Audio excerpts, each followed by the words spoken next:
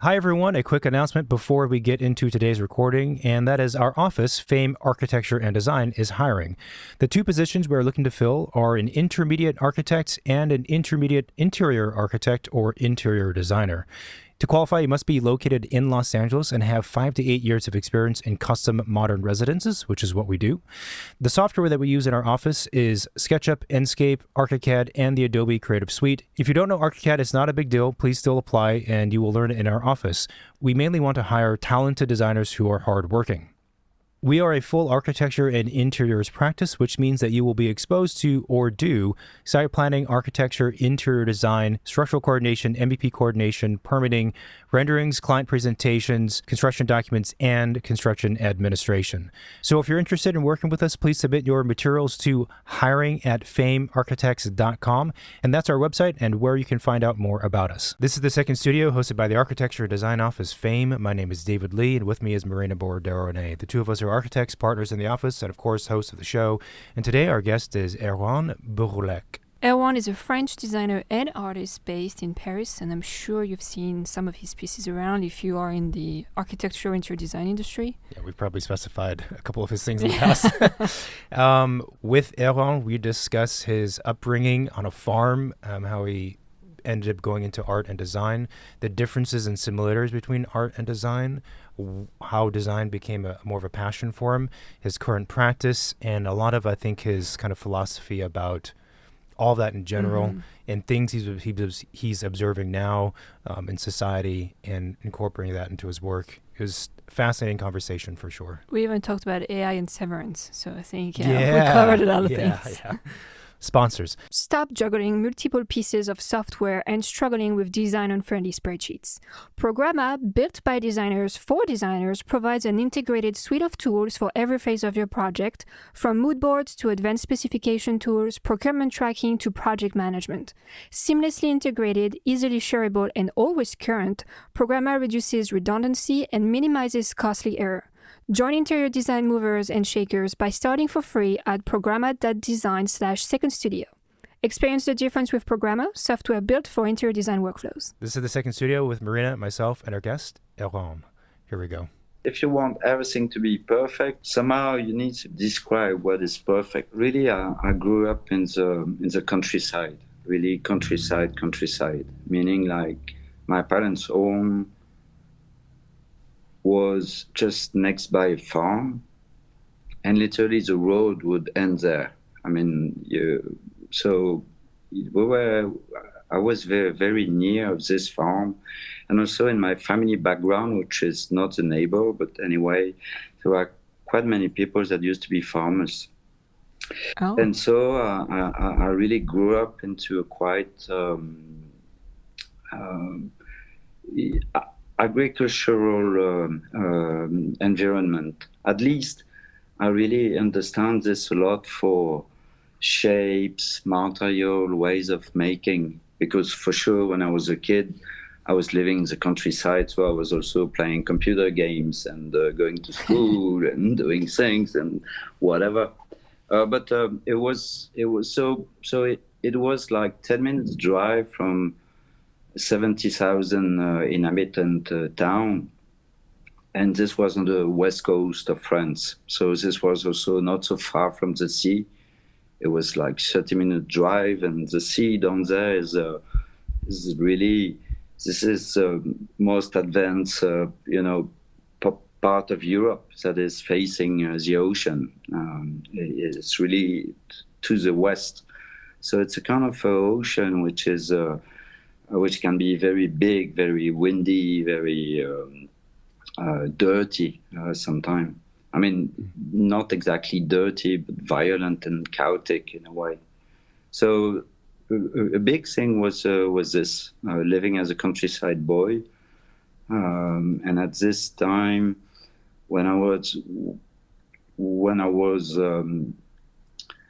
getting a teenager, at this time, music has been very important for me. Listening to Pixies, the Bouroullec, Ride. It was the beginning of Radiohead. There was so many good things at the time, Smashing Pumpkins and something like this. And that was let's say the mix, like listening to Smashing Pumpkins while looking at a orange tractor pass by in front of you. Under the rain. That's been so. Eventually, if you fuse this with any kind of fun, it can be fun, but it's countryside life. Which region of France were you from? It was Brittany, so it's really the pure west of France, northwest. It's a relatively cold and rainy area, a little bit what you would imagine of coast in Great Britain in a way. Relatively grey and windy and rainy, but also with a lot of fishermen and a lot of seas activities. So was the arts and making things something that you started doing when you were a kid? I've been learning to draw since I was 5-6 years old in the nearby town. It was not exactly by mistake, but my parents were looking for activities for me and Ronan, and we just tried learning drawing step by step. And me, I've been learning drawing with a woman from 15 to 15 years old, 5 years old, sorry, to 15 years old.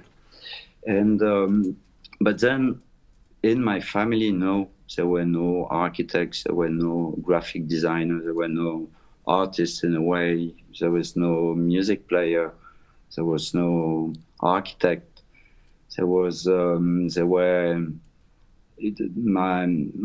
mom was a nurse, my father was working in social welfare, and most of our family backgrounds then were kind of farmers in a way. So the environment would be a lot about work in a way. For them, work was a kind of that was the only thing you should ever do. If you're not working, you're always suspicious of something strange. And for sure, having a piece of paper and a pen is not exactly always considered as work. You're not carrying potatoes. You're not kind of a tractor. You're not cutting a tree. You're not fishing something. You're not fixing a shower tub. You're not logging some trees for fire. So it was kind of fun. I mean, I've got a lot of super cool memories of my childhood. I loved this environment of makers in a way, and they were all relatively, you could say, simple people, very usual people. It's funny. I just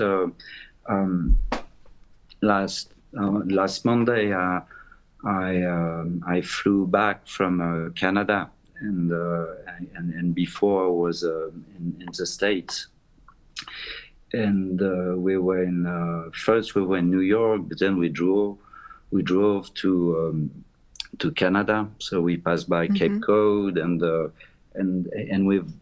for sure all along the road. Sorry for the pronunciation.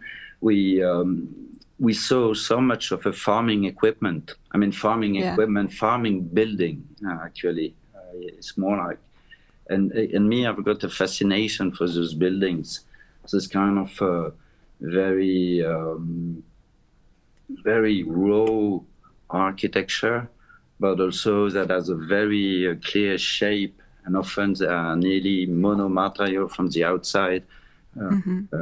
There's one single piece of a color or surface, and I love them a lot.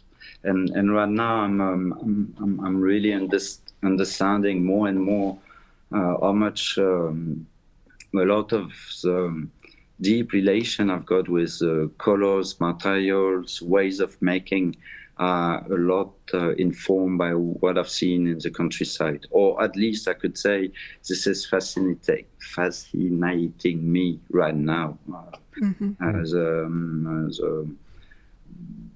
method of agriculture, the kind of shape and ways of making you could find in a farm, I find it very beautiful. That's very interesting. At what point when you were growing up did you realize that being an artist or designer or a creative person who's not carrying sacks of potatoes, did you realize that that was going to be the path or the potential path? Well, it's funny because my father come from a family of five brothers and sisters in a small farm. In the farm, there was for sure my grandparents living there, but also the grandparents of my father, plus an aunt living there. And on a family of five, my father was the fourth, and he's been the only one that has been able to study until university. All the other ones that stayed at the farm or had some more local job. And literally was a kind of, I guess there was also behind it a question of literally price, like money that they couldn't invest into. We speak of the 50s, 60s. My father remember seeing the electricity showing up, and he was born in 43. So it means that electricity arrived in probably 1950. This area of France used to be very poor in a way, or at least was having a very late entrance of progress, but very simple one.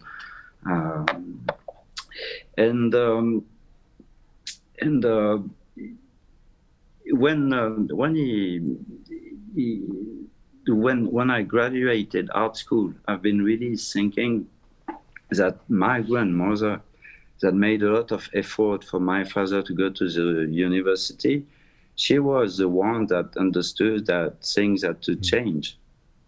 She was the one had to drive this whole farm of things, and she had a lot of beliefs into moving on in a way. And something I'm very thankful to my parents is they always had the same kind of let's say, believe that moving on is something nice. So there was never any question about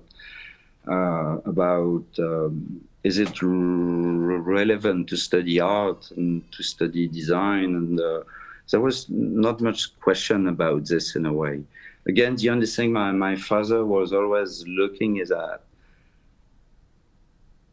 am I active? Am I doing something? Again, this kind of things related to work all the time. Is he doing something? Isn't he lazy in a way?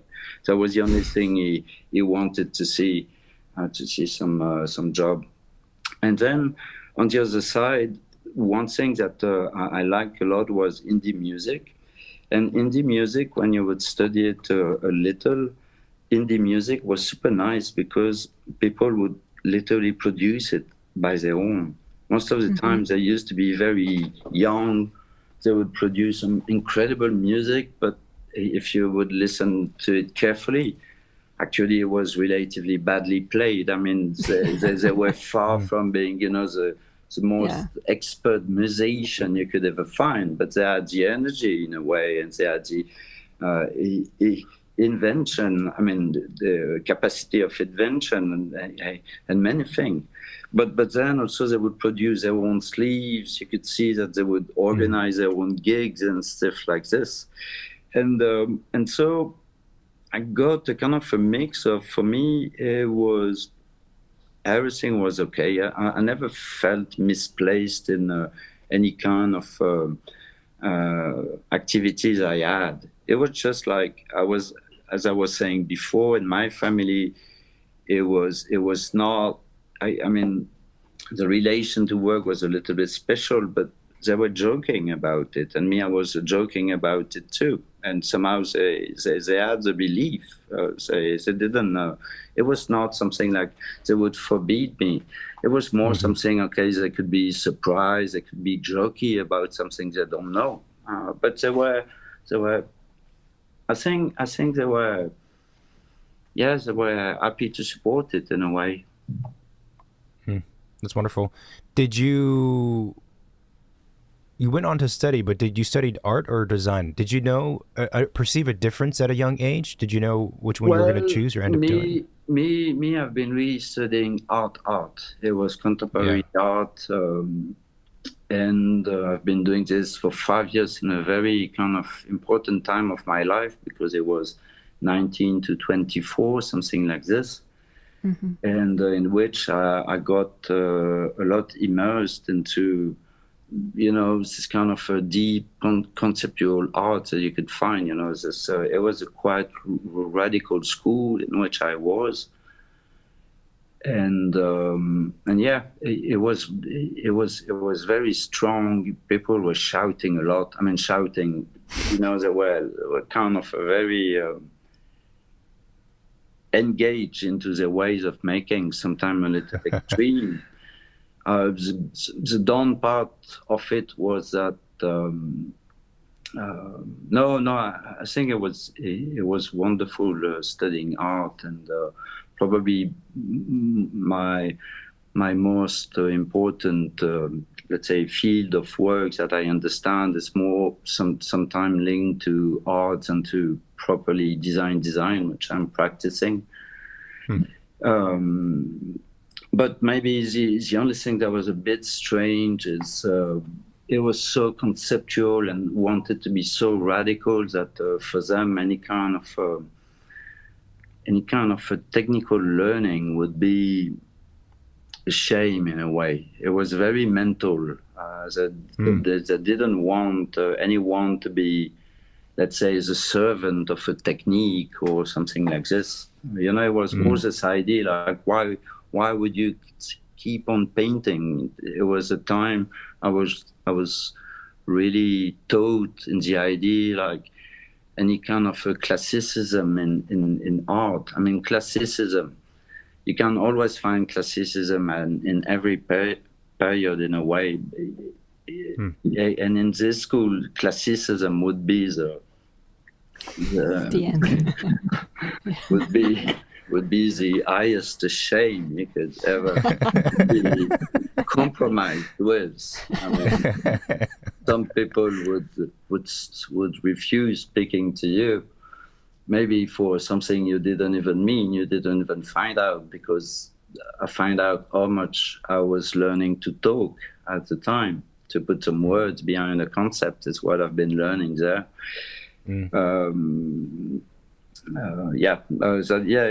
It's what I've been doing, studying very pure art school, but quite quickly, because I was in Paris, at the time I've been helping Ronan, literally, because he was 5 years older than me. He was kind of starting his own stuff, but this would speak me, I was 19, he was 24, and it was very short period. And sometime I was helping him because he needed some. I was using a computer. He was never using a computer, so it was really the beginning of, computer, not even rendering, but computer, Illustrator, Photoshop, all those things, and step by step, I also made some kind of design next to the artwork I was doing. But then when I was out of school, there was no question that I would ever practice contemporary art, because I was already super engaged in design. I didn't, it's not something I 100% chose. But I have to say, the very solitary practice of contemporary art, I find it very scary right now. It's not something at the end I would desire much for myself. I love the kind of permanent teams that you would find inside any kind of a design project at any scale. I love working with people. It's nice, and sharing decision process and everything. It's a cool thing. That's interesting. I I was just going to say, I kind of understand what you're saying. Obviously, we are not artists, but I have a relative and some friends that say who are, and they're painters, and all they do is paint. They have to paint. Like, it's 24/7 every day, painting. And it seems to be a very different way of living. It's a very, very intense way of living as well. Yes, there is. It's sometimes. I mean, the artists are described as a Jedi. You know, like it's. You're right. So sometimes it even looks a little, you know, funny because in many times, you know, they're gonna make some word like their work is their life depends of their work, and they've got this kind of a very monastic job by their own. No, I think it's really like it's funny in a world in France, for example. Most of the people, they don't manage to say you're a designer. For them, you're always an artist. You are. And you try to explain the difference, but they don't. They are, you know, we are a very old country which used to be aristocratic and things like this. It's a kind of a quite layered country in a way, and you see how much the artists are kind of a very identified group, which is supposed to have a kind of a certain. Let's say a little bit preset comportment sometimes. Well, anyway, I don't know why I was much speaking about this, but I always envy artists for their ability to, you know, carry a message. They can really carry a message. They can work with, you know, every art is only in a way happening with your brain working a little on it, you know, one way or another. And design is a very different medium from this point of view. Nobody is thinking about a piece of whatever practical around him. He's not thinking about it. It would never confront it. Maybe it would confront it in a kind of a learning process or something like this.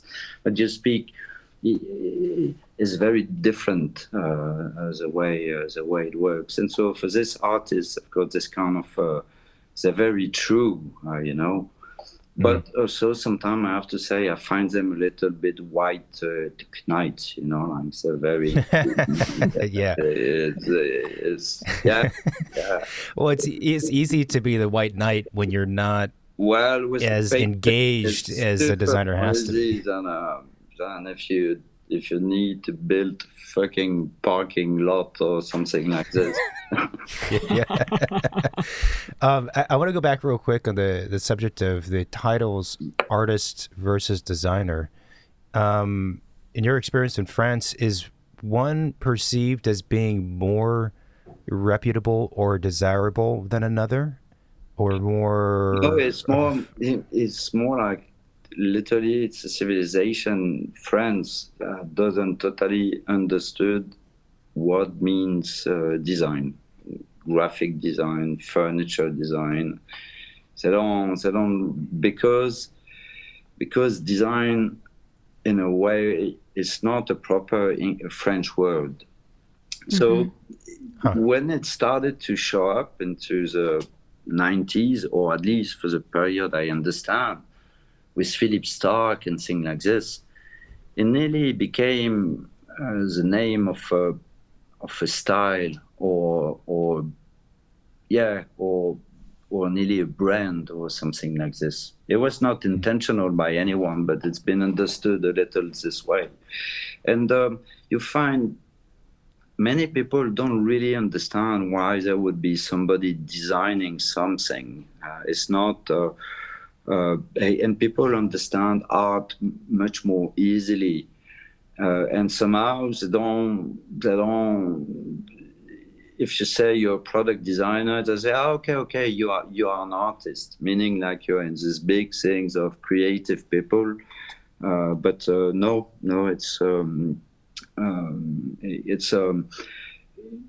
but in France, there's never been a 100% natural position for the pure industrial designer.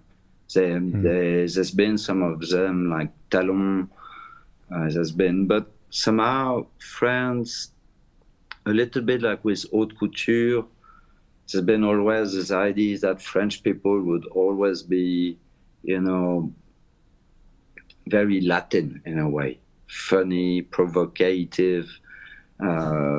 So which was always bringing you back to the idea that you are an artist in a way, and that you're not really a product designer. It's interesting. I mean, I'm from California, so I don't have as much knowledge about France as the two of you. But here in the United States, the thing I've noticed fairly recently, I suppose, I don't know how long, is that we're architects, and so we're more closely related to the idea of design than anything else. But if anyone of the general public were to call an architect an artist as an additional title, that's like a high compliment. It means you're operating in such a level that you're very exclusive. You have this expertise, something special about you. Yeah. Well, it's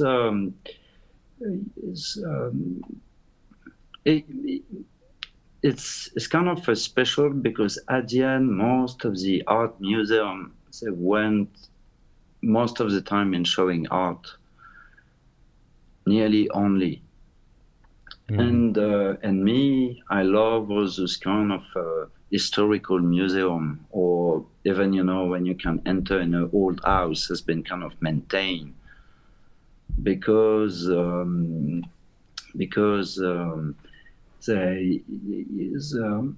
culture is something which is much more complicated than a piece of art in a way. It's everything that surrounds it is very important, and at least it's important for nearly to be performative. If we, as the interior architect, the designer, the graphic designer, if we mess up a job, at the end there are many things that won't be working. Like typically like just welcoming somebody in your house when the house is, let's say, badly inhabited by I don't know what, then it doesn't work. You don't manage to welcome the people, or because that's so. It's me. The thing I'm more fascinated about is civilization. I've been always reading a lot of science fiction, plus I've always been reading a lot of historical books. And both of them, they have this way that they always need to describe a little of the civilization. The historical book, you could say that is a job, but science fiction is the same thing. I mean, if you need to describe something happening in a world, you basically first need to describe the world, describe who's living there, the way they kind of interact, eat or fight or whatever. I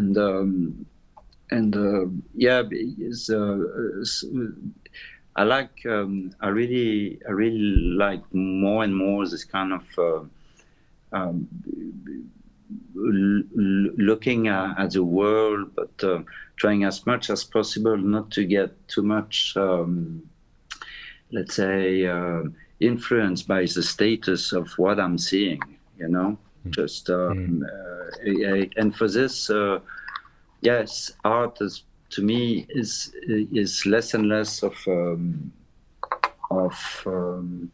the best tool for this. It's very interesting that you read historical, books and science fiction books. And Because actually, if you think about it, it totally makes sense, right? If you were to be an industrial designer, that you would kind of like do your research, as you said, on the civilization to make sure you understand, somehow like who you're designing for. But the science fiction books is also very interesting because it also tells me that you're looking a different way than the way things are maybe currently being done. So it's very interesting that like those are the types of things that you read. I think it makes a lot of sense. Yeah, it's I always been reading this since I was a kid, and reading is to me one of the best way to discover in a way the complexity of the world. I love the complexity of what you can get in anything you read, even badly done, but it's such so many words, so many things, so many contexts, so many information you can get, which I really love. There is for some years now, I'm a huge reader, but I stopped reading with books. I'm reading only with my iPad because we've had in a row 2 daughters, so I stopped having light at night because they were sleeping.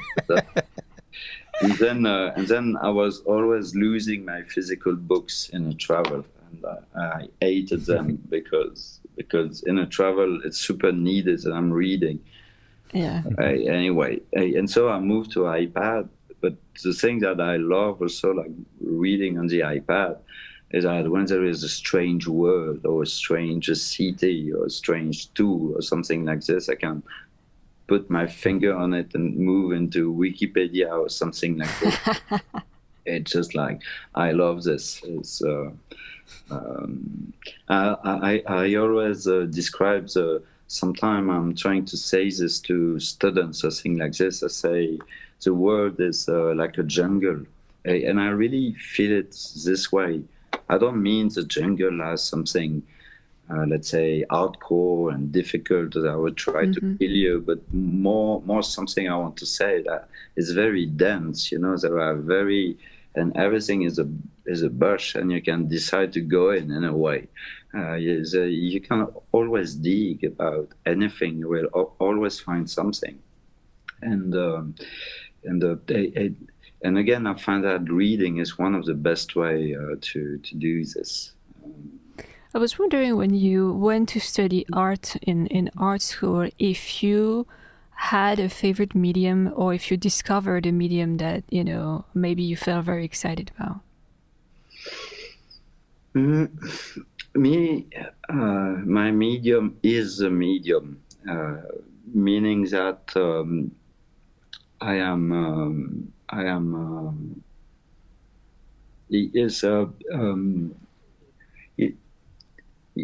There was one artist that I liked a lot, which was Robert Smithson, and Robert Smithson was a kind of radical American artist that was doing some gigantic land art, but it was not like a beautiful, clean land art like some other people would do. It was using bulldozer and putting stuff, and there is one of them in which I don't know why it got totally stuck to me. It's just like it's stacking a gigantic can of industrial glue, but the can, I mean, it's not a can; it's a oil, barrel. A barrel, exactly. Yeah. Full of industrial glue, and you go in a forest. And the forest is steep like this, and it's pouring the glue from the top of the forest. Is making a video. Oh, you see the glue going everywhere.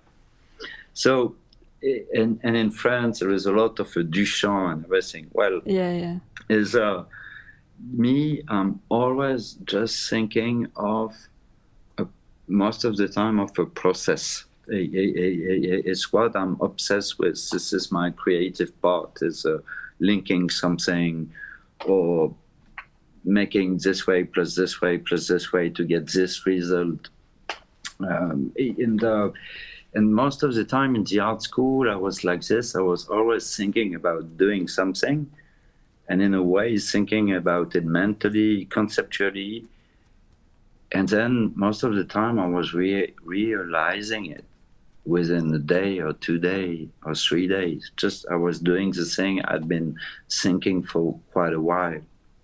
And for this, I could be fascinated like artists like Robert Morris, for example, or in a way, for sure, Don Judd is super important for all of us, but it's just this idea, or Carl André, or all those one, okay, just think about why you're gonna do this, or you're gonna do this, and somehow do it once, you know. Mm-hmm. And then I also got totally into the work of people like Sol Lewitt, for example. And Sol Lewitt would say, okay, you do this way. And most of the time when I've been doing this, I was always trying to find a kind of a process in a way. A process that would literally do the art, or do the making, but the making of the symbolic inside whatever you would do. And recently, recently, let's say in the past 10 years, I went quite a lot into learning computer coding to make some drawings. And in general, I've been always using computers, always since I've been working. I've been always using computers. For sure, I've been also always using, at the time, brushes and paint and wood and stopper and whatever. But the computer has always been my thing. Machines have always been my thing. And right now, I've been learning computer coding just because I can really, just in a way, and for months I'm thinking about the coding, and then when it's done, because I'm far from being a professional coder, and I don't have time to go to the end of it. So I'm suffering at night to make the thing, but then I'm making some drawings out of them. But most of the time, the drawing I'm making them in a couple of hours, and they're done in a way. So my thing is nearly more about trying to, kind of think about the method. And somehow I don't exactly know what's going to be the end result after the method. I'm trying a lot of those things right now. It's something that is, I'm really getting, not exactly enraged or thing like this, but there is something in that all the production we're facing are strictly similar. And I'm adopting this is right at the end, that everything becomes similar. Every product has to be similar by the millimeter. The color has to be exactly the same. For sure, any kind of sizing, properties, and things like this have to be incredibly similar. Plus, everything needs to look exactly like the picture you've seen. And this thing is spread worldwide, everywhere. I mean, it's totally crazy. Like, there was some, let's say, for example, Coca-Cola can. I don't know how many there are in the world. I mean, it's just like this very similar thing. So sometime right now, I'm kind of getting, I'm trying to find my real goal would be to use also some kind of randomness and coding and kind of things into real production in a way. Because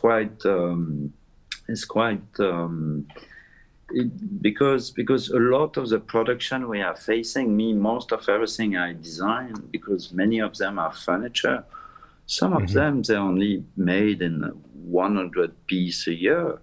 200 pieces a year, a lounge, a chair that costs that cost 1,000 euros. It's going to be 200 pieces a year. This is never going to be by millions. So people that are producing it, you still need to get organized. You still need what you call industry. But the people that are building them, it's people. I mean, it's not like some robot or whatever that would do everything. So there should be much more area for things being a little bit like they used to be before. I don't know if you take the example of food, at least when you go to one restaurant, most of the time it's not the same pizza that you get to the next one. Well, for pizza, it's quite a question, by the way. But and so it might be that computer coding one way or another would offer me to kind of control some factory process in a clever way. I don't know why I moved into this, but my thing is a medium sometime. So, but on that last bit, are you thinking that the computer coding or whatever other researches you're doing now would allow for a manufacturing process that doesn't rely on duplicating the same exact item or thing perfectly every time, but it injects some amount of variation? Yes. Well, yes and no. It's more like this time I'm thinking about this, and I'm thinking about format of producing. And for sure, I think like if when you look at a lot of makers, they use quite a lot of digital tools and stuff like this. I love so many things you can do with an app. It's an app. Sorry, I don't know how to pronounce it. Right? With an app, you can do quite many things. It's super simple to learn a computer to draw a tree or something like this. And yes, right now it's a bit. Things are getting. I mean, we're getting in a world in which things are more and more and more standard. And there's a kind of something at least we need. It's not a question of fighting against it, but more finding some other solution that are in a way. I mean, anything needs to be relevant. If something is not relevant, it's not gonna burst. It's not gonna live. The world is a little bit difficult, but I think there could be many ways of producing differently. For example, I was thinking about this right now is many times, a village, a community or something, there would always be a kind of communal room one way or another in which people would use. Or communal building, and for sure when you go into mega cities, there's going to be plenty of them and things like this. But I was thinking, why not, for example, do some... it would be easy to prepare some elements by manufacturing, but that people could assemble or pimp in a way or another and do what they need to do.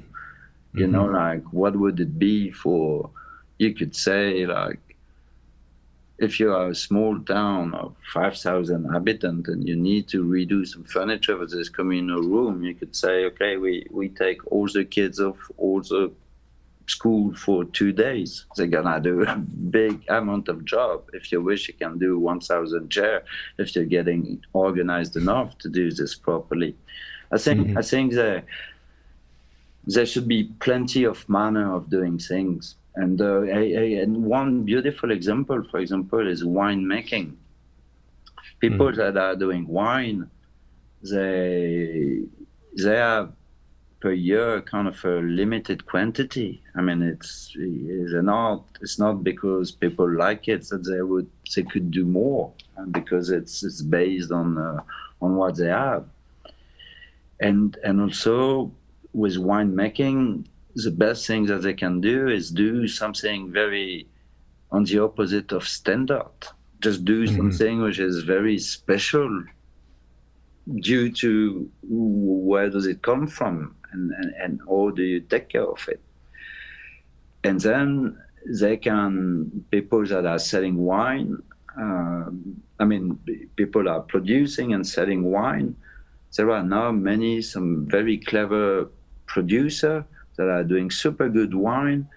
To keep it super good, they don't do massive production. They don't give a shit about it. They just want to do some very decent quality.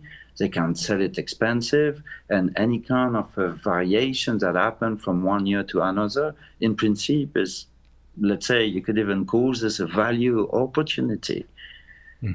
And that's great, that's super great. So the kind of logic that everything is the same all the time, it's starting to, yes, but the standard right now is really the solution for having, let's say, probably the best pricing. Pricing, convenience.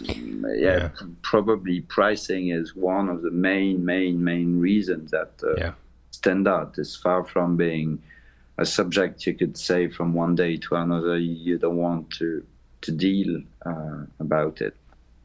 Yeah, and the unfortunate and weird thing is that when something becomes more standard at the scale that you're describing, it tends to be that the quality goes down, or the care and the love for the thing just is not there. Yeah. It tends to be how it works out. It's funny when you're talking about the methods of producing and manifesting ideas and standardization.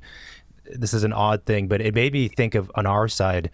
So in the architecture realm, all architects use different softwares today, obviously. Sure. But there's really only like 6 different softwares we use for the most part.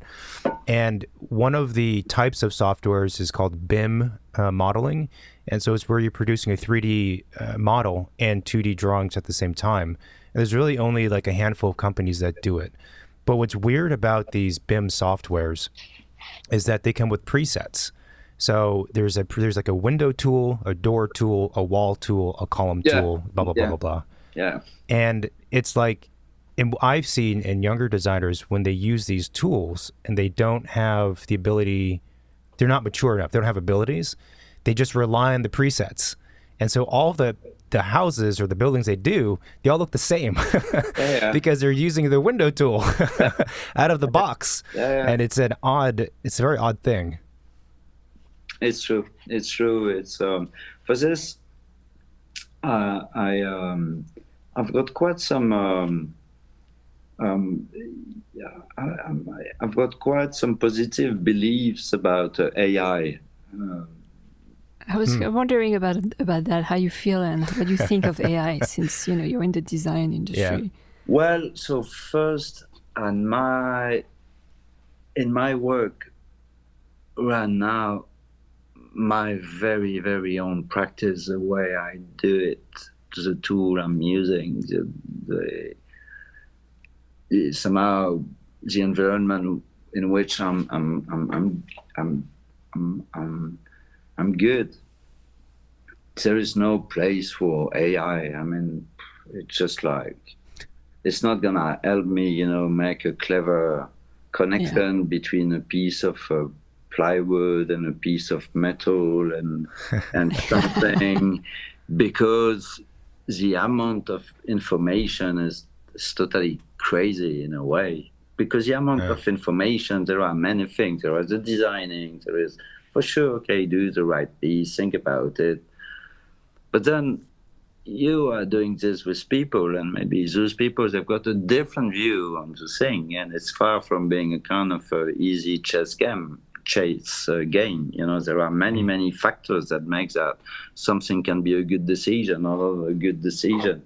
So before this one, the AI managed to just to have this kind of instinct that, okay, let's go this way. It's probably the best compromise between all of us.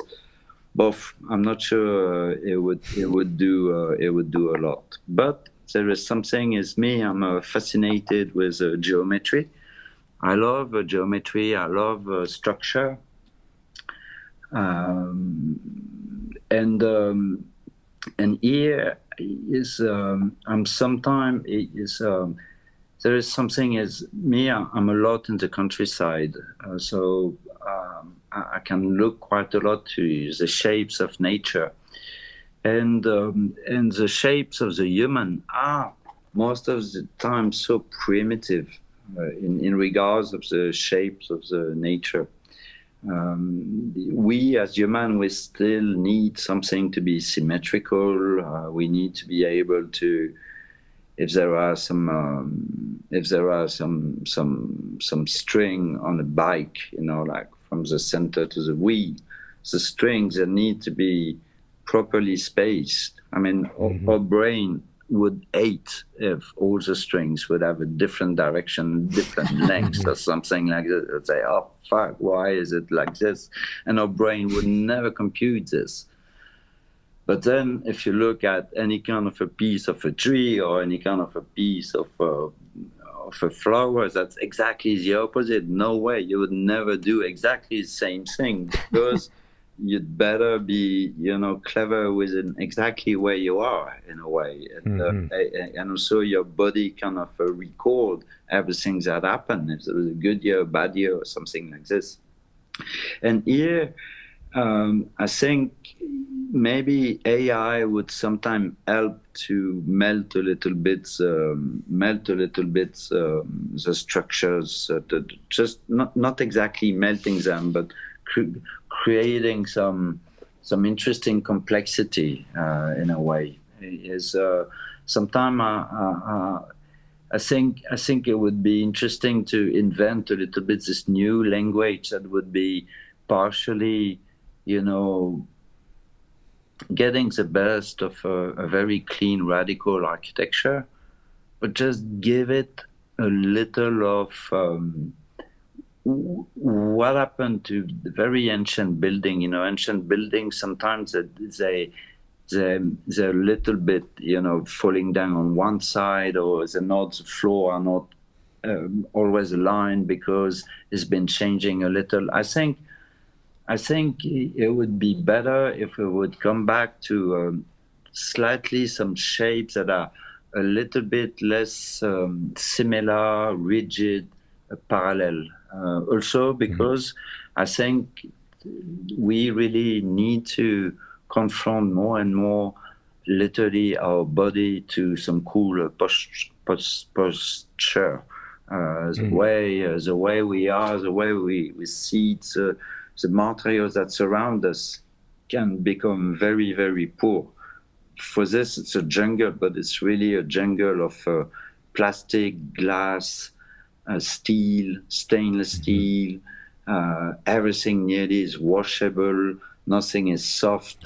Nothing. Yeah. It's it's for sure. It's not super cool for our bodies. I'm sure of this.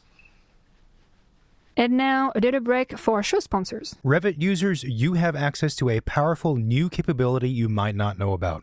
Available with Revit version 2023.1 onward, Autodesk Insight is a next-generation carbon analysis tool that can help you make the leap toward low-carbon design. With only a few clicks, Insight lets you analyze, understand, and track the embodied and operational carbon impact of your design choices. You can then visualize opportunities for energy efficiency and carbon mitigation with its flexible dashboards, helping you make more sustainable and informed decisions. Check out the Insight link in our show notes to learn more. This episode of The Second Studio is brought to you by BQE Core, the all-in-one firm management software built for architects. Designed by architects for architects, Core helps you track time effortlessly, manage projects seamlessly, and get paid faster, so you can focus on design, not spreadsheets. With powerful automation and real-time insights, it's everything you need to run a smarter and more profitable firm. See how BQE Core can transform your practice by clicking the link in our show notes. That's interesting. I we were talking the other day. I think there's a tendency in a lot of modern architects and their work to not just in the construction of it, but in the design and the composition of the structure, for everything to be ultra precise. And architects in general have this trait of they want everything perfect. If we have two pieces that meet, ceiling and a wall, it has to be perfect. We have a reveal, it has to be perfect. Everything's straight. All the screw heads have to be rotated exactly to be, parallel to the floor. Yeah. Everything perfect. And as much as there's a side of me that geeks out with that, it is kind of, it's very stifling. Yeah, it's not natural. It's also not natural. Yeah. Well, it's kind of like the wine analogy you were saying, actually. Yeah, it's but because if you want everything to be perfect, somehow you need to be able to describe what is perfect. And here it's more like we've got some difficulty to compute this in a way.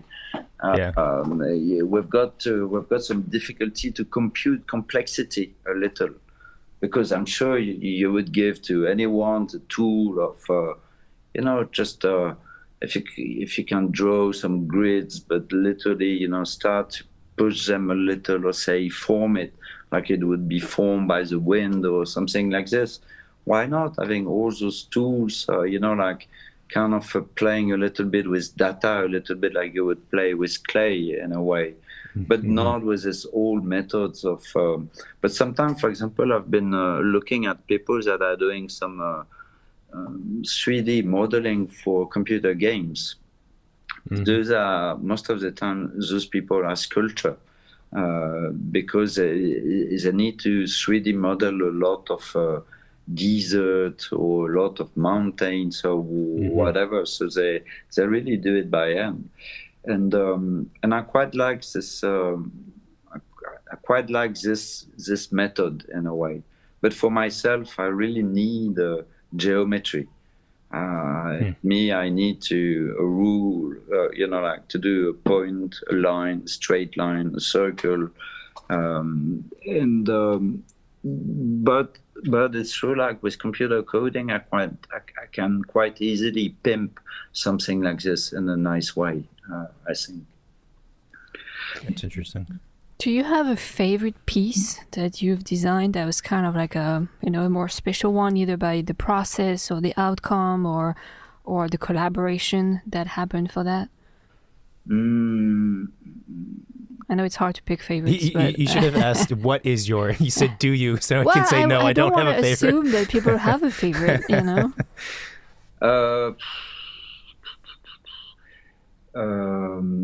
No, not really. But I've got some favorite time.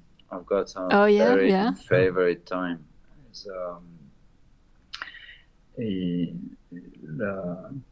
This year we released with Vitra a chair called Mint. And this one has a kind of a tiny, small, super clever dynamic engine under it. It's it has a kind of a movement, and me, I've been always fascinated by this movement. Again, this is a fascination of geometry, because all those movements on chairs are based on pivot point, and it's a kind of mechanic, very simple mechanic in a way. And this is a kind of a project that started not exactly like a research project, but the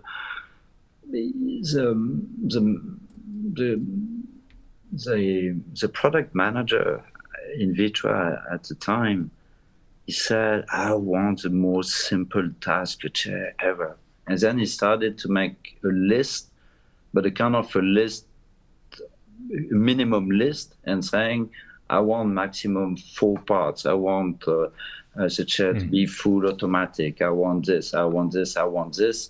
But it was really some kind of very strong restriction. Well, plus we wanted a kind of, because Vitra is one of the few companies that's been part of all the evolution of seating ergonomy for the past 60 years. And me, I've been learning so much from Vitra. I entered the company when I was 23 years old. It's for this, my case is a very strange case. I was too young in many times. But then it was 2-3 years ago in December something, and the engineers of Vitra, which we had been working on the nature of the movement of the chair, sent me a 3D model that was a kind of a box that was this movement, and they said, okay, everything is inside.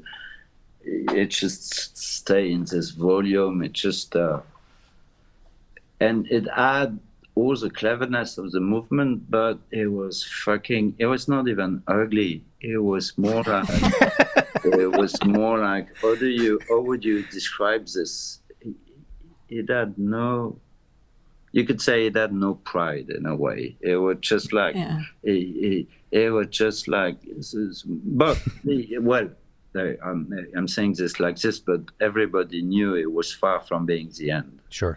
But still, because they had been working a long time on integrating everything into this box, they believed a lot in the solution. I just said, please, give me some time. I said, no, we're done with it. We know it's the right thing. And I just said, no, you give me some time.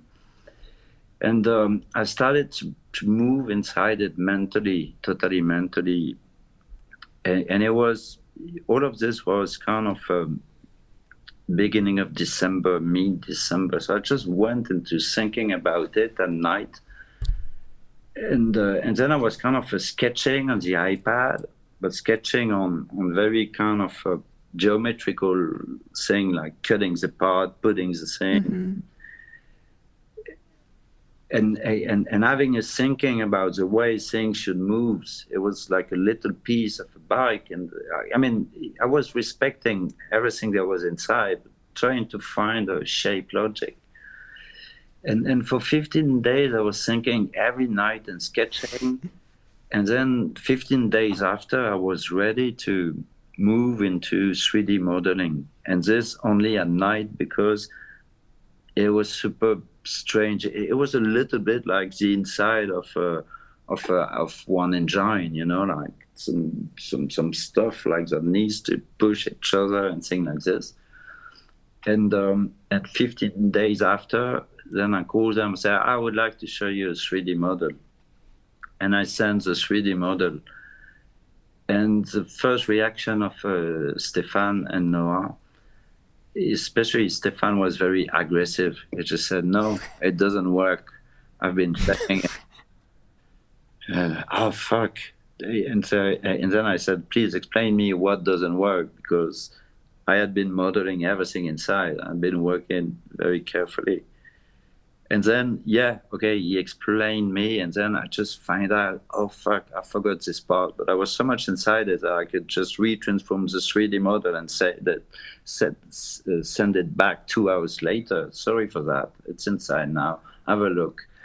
Stefan still told me, but no, because he had been doing a long work before to do his box. Yeah. But I said, but Stéphane, have a look, inside. Then, but the day after I had a look, it might be working. The day after I had a look, I think there are some good parts to keep inside. And third day or fourth day, he was crazy about it. And then we just never moved from this. And this time between me, Stéphane, Noah, we've been super proud of all of that, because their engineering was great, but it was dry. I mean, it didn't have the logic of shape. And me, I had been kind of putting all the engineering in a super elegant manner, but also super lightweight, which they loved a lot. And somehow I even simplified the stuff in a good way. And this was a great moment to live. And many times I've had some super cool time in my life in which I remember like a bunch of people looking for a solution, and is that find a solution. It's super nice. It's when because one thing that I'm looking the more right now.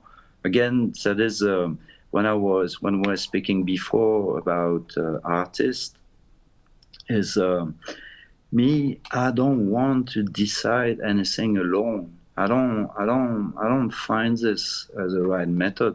In many time, I'm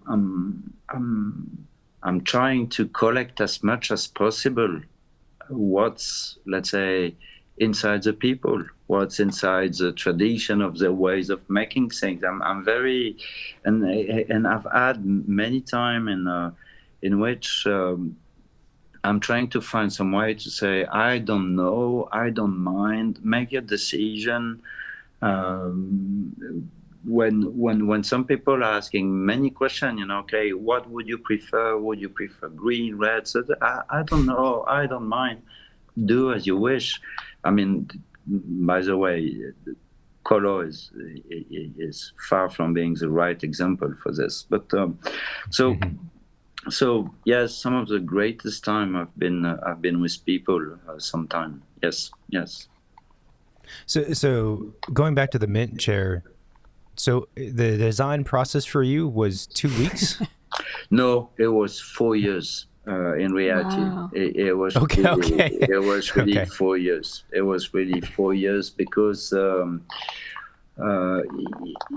mean, I think there's a good way to describe it, because furniture, they're made of few elements. Furniture is it's if you compare a piece of furniture to a piece of architecture, I mean, the number of details, the number of things you need to do for the piece of architecture. I mean, furniture is 2-3 material, 1 or 2, 5, 10, 20 parts that are assembled together. It's so simple, but it's a little bit like the complexity of if you would need to design a butterfly in a way, like in a butterfly, everything needs to be efficient. If the butterfly is too short, or the wings change, or things like this, the butterfly is not gonna fly. And I guess for the design of the butterfly, I don't know who's been designing the butterfly. And I don't want to move into any of the subject at all, but but they did a good job. But there was few ingredients in a way, and so to balance everything, no, it took really 4 years in Vitra and 4 years was, let's say, 2 years of a very active design process and engineering with design. And then after 2 years, we made a kind of so-called design freeze in a way. And then they've been doing some re-engineering everything, meaning like you go into, okay, then you revalidate all the process, but on a much, it's not exactly higher level, but more precise. You do some pre-tooling, you test, you make sure that you're not doing any mistakes. You try to, let's say, approach as much as possible and reality. And during all this time, there are also some, let's say, assumptions that are turning a little bit different, so that you permanently need to be very reactive from design point of view, because, let's say, some issue can appear in this part. So let's say for 1 more year, it's kind of following the engineering. And then after comes something which is always kind of interesting, which is literally wording, speaking about it, just explaining what it is. It's a kind of a strange subject, because again, you could say like putting some wording on a product would be like you are using communications, that probably this would be more advertisement than reality. And on the other hand, when you go to the market, to buy some vegetables. Some people, they let you know why this vegetable is like this and not like this. And so explaining and putting a context so that people don't misunderstand the product is also quite creative time in a way. And as you can see, like, I can speak for hours. So if they ask, no, this is great. This is great. This is part 1 of 5, if you didn't know. It sounds like the collaborative process is one of your favorites, especially if you're getting to work with people who are have different set of expertise. So my question is, with your studio, do you have a team? Like, how large is your studio? How many people do you work with and work with you? So, before it was Renaud and Erwan Bouroullec studio, and we've been splitting the studio some years ago. Mm-hmm. But one thing is that we still have some resource from, let's say, the old studio, the old nature of our work. So I'm lucky to be, in a way, I've got some resource to keep on working. Everyone has some resource to keep on working. And so we used to have a team of 10, and in a way it became 2 teams of 5. I mean, 2 teams that are separated now. I mean, it's really a split. It's not, it's a split. But now, I'm working with 5 people. And I've got Philippe has been with me for maybe 12 years now. And Philippe is doing a super important job with me, is shooting everything. He's doing every picture. I mean, is really literally behind the camera to shoot things. And also because he's with me for a very long time, and because also I'm spending a lot of time to shoot with him, we can speak a lot about the nature of a shape, the nature of the link in between 2 material. He has a very kind of a symbolic eye in a good way, and also Philippe is handling with me some design with large structure where we need to when we need to perform this let's say much more industrial design, let's say ethos ways of working. And then in Paris I've got Quentin. He's been with 6 years with me.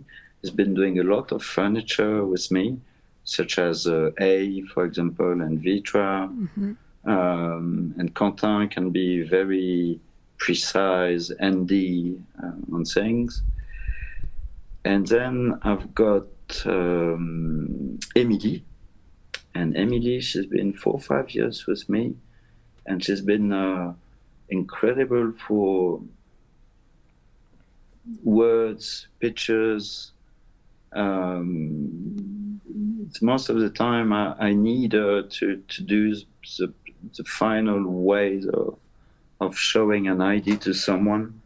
And then I've got Victorine, who's been there for 4 years. And Victorine, she's super tough, talented, hands-on on so many things.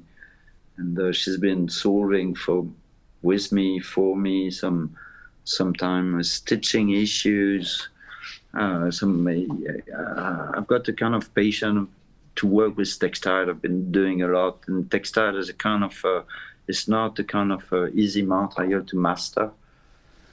And then there is Denise, but actually, there's gonna be some switch and things, but Denise is 27 years old, maybe something like this. And I met her in École Art School 3 years ago, and now she's in the studio. And they're all the studio has 2 floors. We have a ground floor, and we've got the top floor. And this is a single building, so On the top floor, we've got some Skylights. yeah. And those are where the computers are, let's say, and computers and the kitchen and things like this. And the ground floor, which has exactly the same size, is a kind of workshop, lab, empty something. We've got quite a lot of machine, but I've been totally changing the size of machine. I took some more small one so that we could move things away super easily. And that's a team, and everybody is doing a little of not exactly everything, but sometimes we need to. I mean, sometimes when there is a kind of important, it depends. I mean, if there is something important like a shooting, the end of a project or something like this, you need the full studio to kind of listen from everyone, because at this time, to have only in principle the studio members that's been following this project, it means that is a little bit deep inside the tunnel, you know. Tunnel vision. Yeah, it's for sure. And and you need some different eyes in a way to nourish a little bit what this thing is or can be in a way. I have a couple. I know we're coming on the hour, but I have a couple other questions that I wanted to ask you. The first is, it's not a business question, but on the more practical side, like how do you? Because the work you do is very diverse, and clearly you have a lot of different ideas, and they're executed through different mediums. But how do you provide structure and consistency, to the work as a business, let's say, when you operate that way? Are you just going from gig to gig? Do you have to proactively try and find people who want to hire you? How does that process work when it's so diverse? Well, it's diverse, but if you look at the number of manufacturers, it's far from being diverse, because I guess I've been working for, I've been working for, I'm turning 50, I was 23 more or less at the very beginning, so 27 years. And I don't think, like, in my portfolio mixed with the portfolio of Ronan and Erwan Bouroullec studio, I don't think you find more than 30 brands. So in a way, you could say one per year is not a good way, but because it was Vitra, it's been forever for 27 years. 27 years I've been working them all the time. So there are a number of very important pile, Vitra, A, Floss, Ligne Rosé, Galerie Créo, a number of very, let's say, strong partner. And the nature of the revenue in product design is really royalties. So royalties, you need to have your opportunity to design a couple of products, but when those products start to go on sales, and when you can add some more to them, you start to get a certain inertia for the studio revenue, which is very comfortable and gives you a lot of freedom. And from this, we could, and I still can, decide to do a tiny thing on the side or experiment something else or thing like this. And plus, we are in the time in which also so much of the content are in reality gonna be, let's say, transferred through pictures. They won't be transported physically. It kind of even, let's say, open up possibilities, because you don't always need to go to the very end of things in a way, which is sometimes a good thing also. You know, like if you should always have the kind of criteria that the only possible things that you would do, that you would show, would be an object made by tens of thousands. Okay, I would show 4 of them done. Right.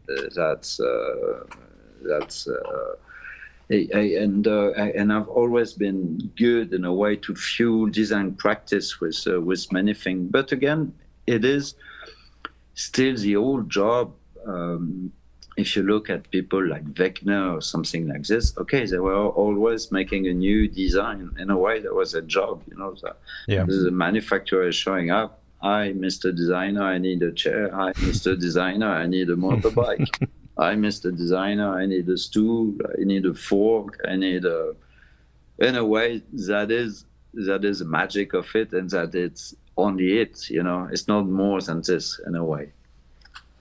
That's fascinating. The last question for me is, you know, looking back over the course of your career of 27 years and then looking forward as well, do you have a conscious or subconscious overarching thesis or direction or something like that? Like a big underlying idea that you're always wrestling with? Or does it just... you go where the wind blows and wherever you happen to be thinking is the direction for that month or that year? I think one thing that that is a very special part of energy and dark energy you need into this job is you kind of that is a problem of becoming the artist. Then to go back to the very beginning of the discussion, is you need to somehow engage a little bit of your own characters inside things, and so you're getting partially. I mean, you can say either you're getting supported by your own character, you can get trapped into your own character too. And so still the need of, it's something like, you know, pop singer, they never stop doing songs, never. Yeah. And sometimes you'd say, oh, please, stop, stay as you are. Just stay, just like sometimes you say, oh, please. You know, like, for example, me, there is this band, like, I remember I've been buying some of the very, very first LP when they were indies that were Coldplay. And then Coldplay became this gigantic stadium machine. Well, I think still one thing is it's still a job in which you partially nourish with ego, so I don't have some very clever explanation of what is exactly the strategy I'm having for choosing one project to another, moving on, because I'm also a narcissistic person due to my practice in a way. It goes a little bit hand in hand in a way. That's so. It's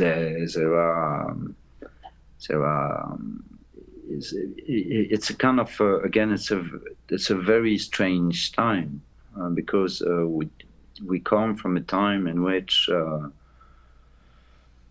things were much more clear and identified in a way.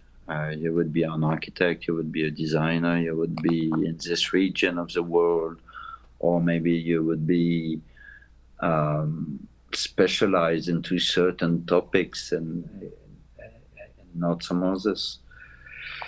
and then it just became this kind of big pot of information that we're getting with all the medias and stuff like this, which are very, very strange, and in which also it's kind of difficult to even explain the way things being done. Maybe for design it's not a lot, but then imagine showing some architecture on Instagram, it's strange sometimes because the screen is so small, the level of information is so small there. And so to exist into all this thing is a kind of, it's difficult to understand what are exactly the best opportunity to take.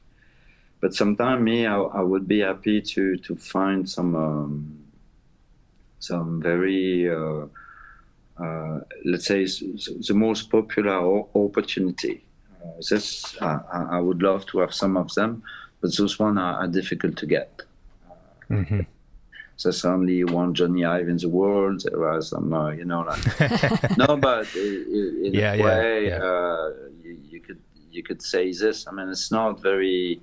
In reality, if you look at product designer, we barely get access to designing some cars or designing some electronics or designing some monument or I think we could do more in a way. And I know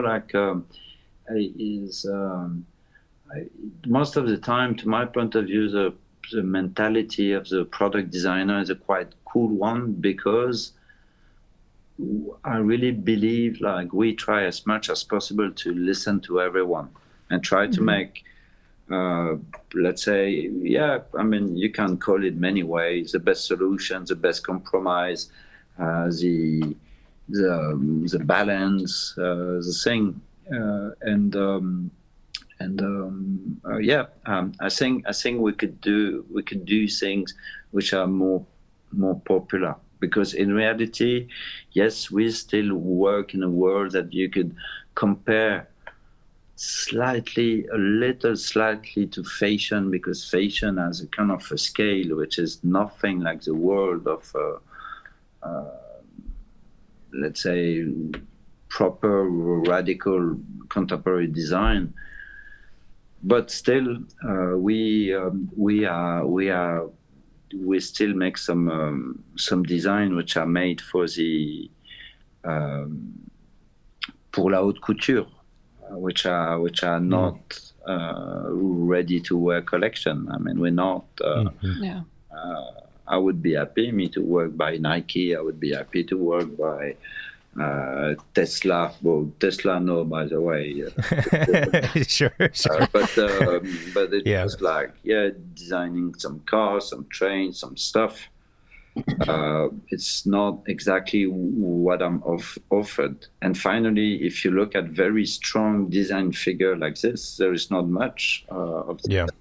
It's as soon as you go to very specialized things, okay, it becomes some very specialized designer that works in a very large organization. That's I don't know if you've seen this Apple TV series called Severance. And yeah. And Severance is inside it was the engineering building for the tractor companies, the green one for like tractors in America and worldwide, they're all John Deere. It was a John Deere development office, plus I think it was also, there are some other parts which are inside the kind of pre-electronic stuff too. And and it's funny. Like I can imagine the people drawing the tractors into the Severance ambience. That's quite the juxtaposition, And they actually. don't want something like me inside it. Just like Yeah, yeah, no, That's very the funny. lines, You would have been the strings, the weeds, they're gonna be properly spaced. You would have been a good character on Severance, that's for sure. Yeah. Yeah, well, yes. It's just it was so, yes, because Severance was sometimes one thing I'm adopting a lot right now is behind design there is always a kind of a strange good taste. You know, design most of the time is a sleek, very clean, very identified material, not too much I would say story or symbolic or decoration and things like this. But then when you transfer it into Severance and ambience, because all of this was very carefully selected, there would be some there was for sure some dithyrambs everywhere. There was some there was a Mark Newson saying, you know, like everything.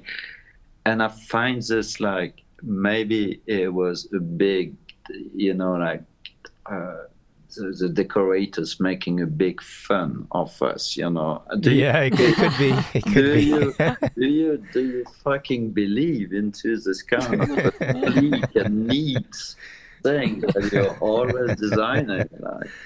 Yeah. So it did look good as a TV show, though. I want to say. Oh yeah. It was incredibly beautiful. Yeah. It's like terrible. Last question from me, since we're coming up on time, is there anything that you're working on right now that you could share with us that, you know, we should keep an eye out? No. No. Okay. I tried. You made a mistake again. You asked it as if you could say no or yes. You know. Yeah. No, because everything is under contract and all of that. Well, it's more, again, it's something else. It's most of the time product design at the scale I live it is some teams of 5 to 10 people. If you look at the engineering, the product management, marketing, and for sure most of the time CEOs and stuff like this, is people behind the team of a design is very small, and we all agree on the time, and we would say it would be like this. So it would be totally disrespectful for people to do this. Fair. And because in principle, I might be spending 2 days per month in the same room with the 10 of them. Let's better not angry anyone, you know. Erwan, this was really, really great. Thank you for spending Friday early evening your time with us. It was a pleasure. Thank you so much. Thank you, everybody, for listening to this week's episode. If you like what we're doing, then please support the show by leaving a review of it in the Apple Podcast app. We're also on Spotify and YouTube. Our website is secondstudiopod.com. There you can find all 400 and whatever episodes we have that are there. What else do we have going on? You can find us on Instagram. Please follow us and like and comment and share. We also have the hotline 213-222-6950. You can send a text message, leave a voicemail if you have any guests you want to see on the show, any topics you want us to talk about, any questions you have. What's the hotline number? What is it? 213-222-6950. Yeah, that's right. That's right. Yeah. Guest suggestions are always welcome for sure. Beyond that, we appreciate you guys listening. Lots of fun stuff coming up, and we'll talk soon. Bye. Bye-bye.